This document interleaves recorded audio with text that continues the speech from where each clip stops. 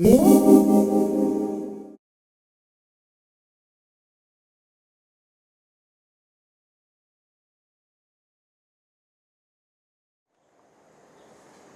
is a 4-row repeat that's worked on an odd number of stitches. I have 15 stitches here for this sample, and this makes a pretty dense or thick fabric, and as you can see here the edges are curling a good bit, so depending on what you're knitting you might want to consider adding a few more stitches for a border to help this lay flat. So row 1 of the pattern is just all purl stitches.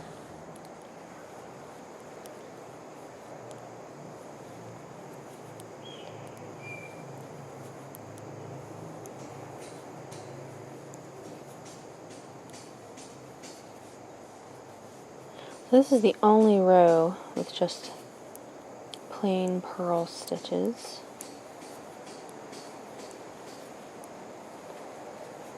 It's the wrong side, obviously, that you're starting on here.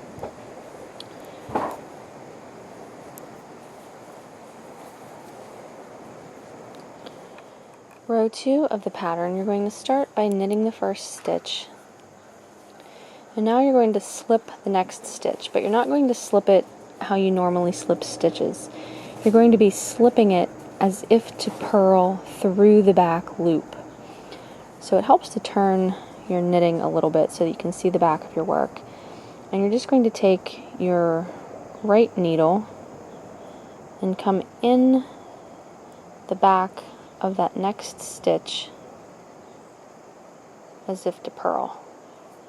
So if you turn this all the way around, this is normally what your needle looks like when you're making a purl stitch. So that's what you're going for. So you're not going to work the stitch, you're just going to slip it off the needle. So slipping as if to purl through the back loop. And then you're just going to knit one and continue working that way all the way across the row. Knit one, slip. So again, slipping as if to purl through the back loop, and knit one. It might help you a little bit if you have needles with a somewhat pointy tip. It can be a little trickier if your needles are more blunt, like the ones I'm using here. So knitting one, slipping as if to purl through the back loop.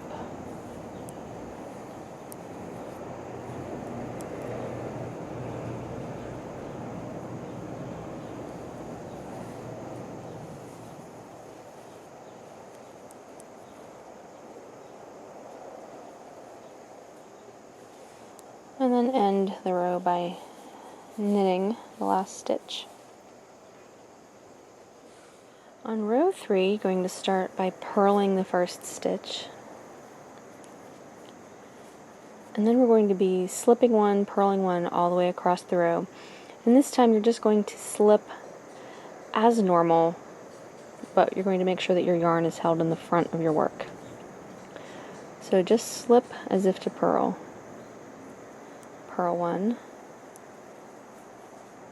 slip one, purl one, slip one,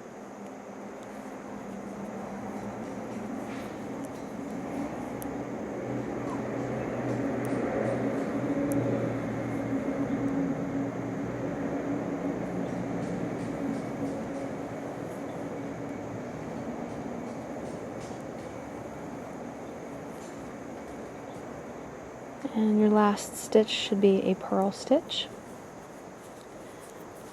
Row 4, start by knitting one,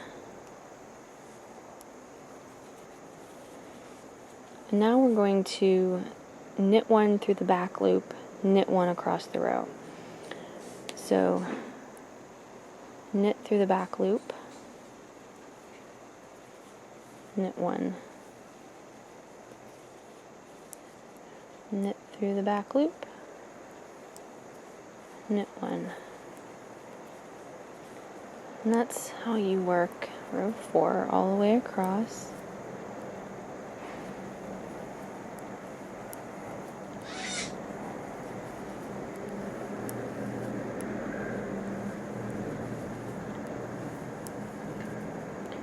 And your last stitch of the row should be a regular knit stitch.